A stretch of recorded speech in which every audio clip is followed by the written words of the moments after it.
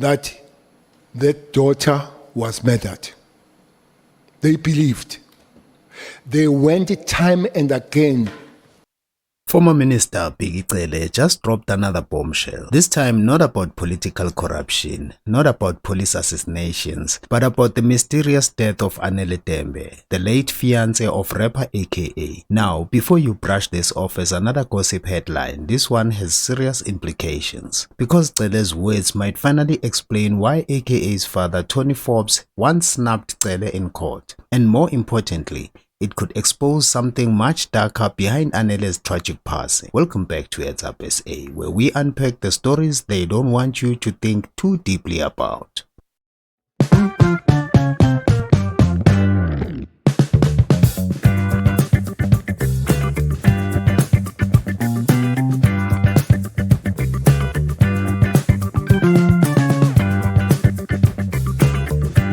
During his testimony before Parliament's ad hoc committee, Cele turned the spotlight on corruption within the prosecuting authority, especially in the Western Cape. He didn't hold back, saying that the province has been one of the worst in prosecution integrity.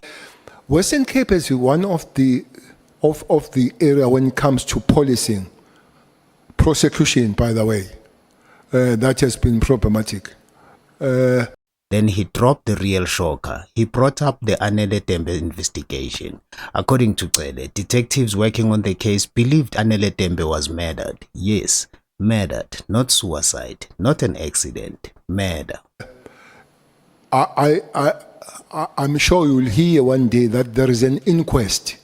There is an inquest in the death of Moses Tembe's daughter.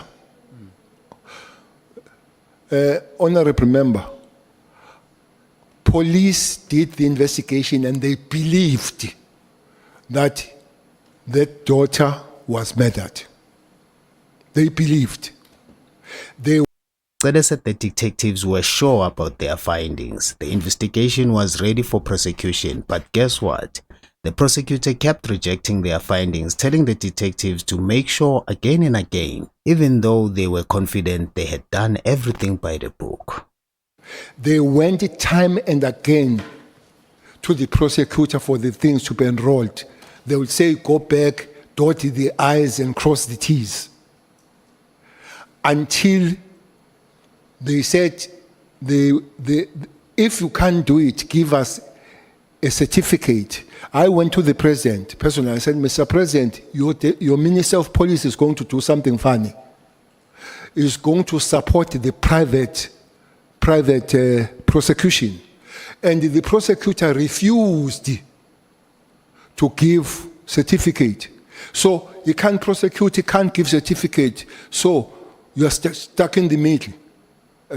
But now I know that inquest, the magistrate that is there now is asking the question why this thing was not enrolled, because it's an obvious case.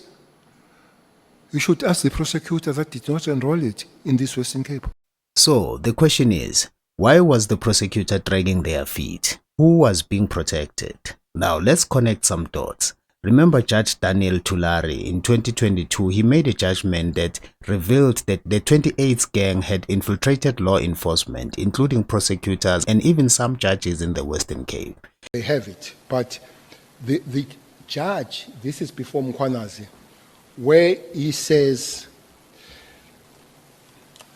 maybe reading that the evidence further shows that the 28th gang and the mobsters in particular are breathing heavily on the necks of the public prosecutors, not only the police.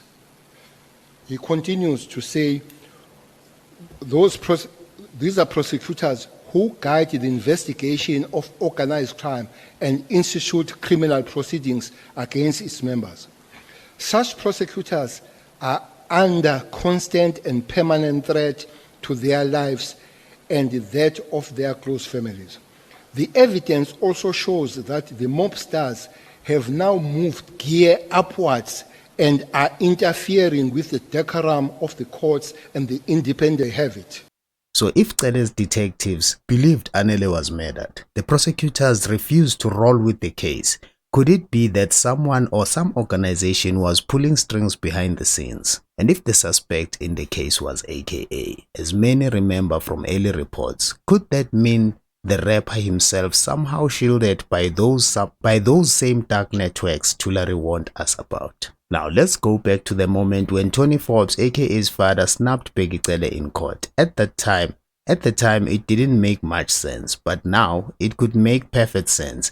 If Cele knew what detectives were saying behind closed doors, that this wasn't suicide, then imagine the tension between him and the Forbes family. The moment in court might have been personal. So now Cele has confirmed that detectives also believe there was foul play. This changes everything. Could it be that when justice seemed to fail, some people might have decided to take matters into their own hands? Remember what Cele said earlier on, that the 28s and the other gangs are now controlling assassinations and targeted hits across South Africa, planning them from inside prison.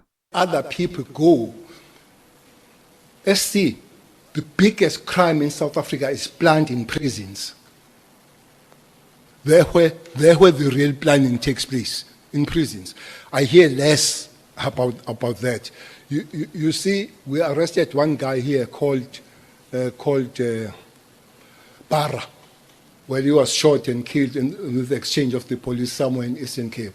Barra was a young man of 30 years, and he was charged with 19 dead bodies. He was 30 years himself, was a teacher by profession here at Kailish. He was charged with 19 dead bodies. Were arrested, taken to Portsmouth. He was found in Portsmouth with 30 live ammunition, bullets, in prison. I'm sure he did not walk with them there. I'm sure it's not other prisoners. It's somebody that brought those things. We were told he was waiting for the gun, which means he was going to use. So that chain, for me, I find it limited here to police. When there is this problem from the very beginning, which is the police, to the very end, which is the correctional service. Yeah, that's what General Konazi also, he includes correctional services. I hope somebody will look at the correctional service. How do they communicate? If you go to any... So, when you connect that to what later happened to AKA, the dots start to look darker than ever. This is no longer just about celebrity drama. This is about how deep corruption runs, from the streets to the courts, from parliament to your TV screen. If Cele's revelations are true, then the justice system didn't just fail Anele Tembe, it may have protected her killer. So whether you are an AKA fan or not, this moment should make you ask yourself, who really has power in South Africa? The police, the prosecutors, or the criminal networks operating in the shadows? This is Heads Up SA, and as always, we don't do gossip, we do truth with context. If you found this story important, drop your thoughts in the comments below, and don't forget to like, share, and subscribe, because this story is far from over. Keep your heads up, SA.